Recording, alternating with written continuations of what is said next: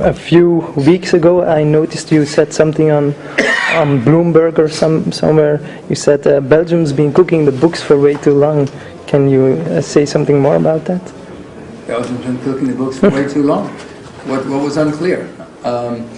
Greece, many of the European countries have been cooking the books. Even the Germans have been cooking the books and making their situation look better than it is. Belgium has huge debts, as you probably know. If you don't know, you should go down to Brussels. Most of the European countries have not been reported. The U.S., by the way, is just as bad, if not worse.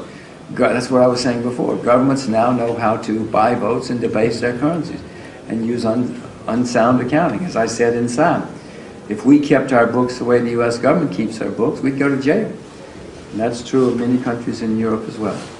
Well, you know as well as I do the financial situation in Belgium. I hope you do. You probably know it better than I do.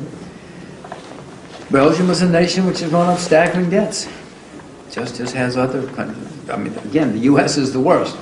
Don't think I'm picking on Belgium, because the U.S. is the largest debtor nation in the history of the world. There's a very good chance that sometime in the next few years the U.S. will default, one way or the other, either by inflating the currency so much that they default. But Belgium isn't one of those countries that's done a bad job of keeping its house in order. I presume you know that. I presume that's not news. We are always speaking about Greece and Ireland, and I asked the question because we're living in Belgium, and we know the situation of Belgium, and how close is it to Ireland, for instance? From what I know, it's comparable.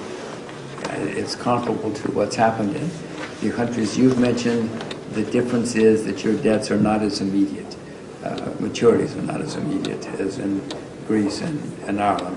But the problem is going to rear its head in Belgium in the foreseeable future, because you know the numbers. I hope you know the numbers better than I do.